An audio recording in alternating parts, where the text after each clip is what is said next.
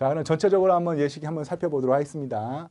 자, 부동산 가압류 신청서 제목 썼죠? 제목은 가운데, 정렬은 가운데 정렬로 해서 글씨 크기도 일반적으로 실무상으로는 내용 쓰는 글씨보다는 포인트를 좀 크게 해서 눈에 잘 띄게 이렇게 이제 작성을 하고요.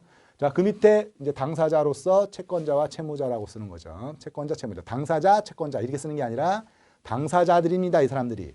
그렇기 때문에 그냥 채권자, 채무자 기재하게 되고요. 제3채무자가 기재되지 않은 이유는 부동산에 대한 가압류이기 때문에 기재되지 않은 것이죠. 채권에 대한 가압류라면 제3채무자 기재되어 있어야 될 것이고요. 자, 특정의 방법은 이름과 주민번호와 주소로 특정한다라는 거. 채무자도 마찬가지고요. 이름과 주민번호와 주소로 특정한다. 주소로 특정한다. 이렇게 해서 채권자와 채무자를 특정하게 되고 그 밑에 이제 청구채권의 표시 및 피보전 권리의 요지. 자, 가압류니까 채권자가 가진 피보전 권리는 돈으로 표시해야 되겠죠. 그래서 금 1,000만 원. 해서 여기까지는 모든 가압류, 부동산 가압류든 채권 가압류든 유체동산 가압류든 다 동일하다. 다만 여기다가 이제 피보전 권리 요지를 대여금이라고 해서 기재해 주고요. 자, 그 다음에 그 밑에 이제 가압류할 부동산의 표시에서 별지 처리한다고 말씀드렸죠. 그래서 별지 모노 기재와 같음이라고 해서 별지 처리해서 이 신청서의 제일 끝에 부동산이라 표시가 된 별지가 있다라는 걸 판사님한테 말씀드리는 거고. 자, 신청 취지 어느 부동산 가압류든 동일한 신청 취지라고 말씀드렸습니다. 채권자가 채무자에 대하여 가지고 있는 척군 채권의 집행을 보존하기 위해서 별지기재 부동산을 가압류한다. 주문의 취지는 가압류한다라고만 해도 충분하다. 라는 거. 채권 가압류하고 좀 다르죠. 네, 라는 재판을 구합니다. 그래서 이렇게 신청 취지를 똑같이 기재하시면 되고요. 이 신청 취지는 어느 부동산 가압류든 동일하다라고 생각하시면 되겠습니다. 자, 그 다음에 이제 신청 이유를 기재하는 것이죠. 신청 이유는 크게 채권의 피보전 권리가 무엇인지라는 피보전 권리에 대한 주장을 하셔야 되고요. 그 다음에 보전의 필요성을 설명을 해야 됩니다.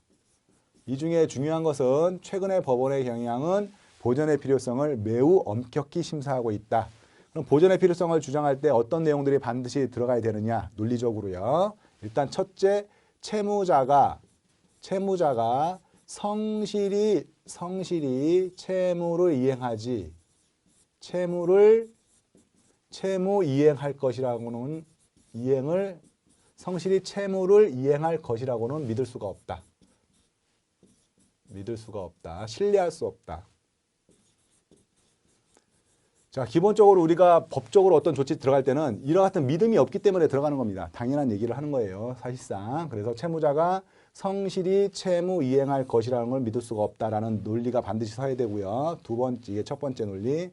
두 번째 논리는 이 재산이 유일한 재산이라는 설명을 꼭 해야 됩니다. 유일한 재산. 네, 유일한 재산이다. 채권자로서는 채무자가 또 다른 재산을 가지고 있는지 여부는 알 수가 없다라는 것이죠. 네, 법적으로 알 수가 없습니다. 자, 그래서 보면 신청 이유. 채권자는 2015년 5월 1일 채무자에게 금 1,000만 원을 월 이자 2%로 해서 빌려주었습니다. 라고 하면서 피부전 권리 주장을 하고 있죠. 금전 채권임을 주장하고 있는 겁니다. 금전 채권. 자, 두 번째, 그러나 채무자는 아직도 차용금을 차입비를 미루며 지급하지 않고 있고, 또한 채무자는 채권자에 대한 위채무 외에도 타의 많은 채무를 부담하고 있습니다. 라고 하면서 채무자가 지금 채무 초과 상태임을 설명을 하는 거죠. 네. 그래서 채무자가 성실히 채무를 이행할 것이라고는 믿을 수 없다라는 말을 하고 있는 거나 마찬가지인 겁니다. 따라서 채권자는 채무자를 상대로 지금 소송을 준비하고 있지만, 자, 채무자를 믿을 수 없고 유일한 재산이라고 한다면 다른 재산은 파악할 수 없다라는 말은 유일한 재산을 하고 있는 거죠. 유일한 재산이라는 얘기를 하고 있는 거죠.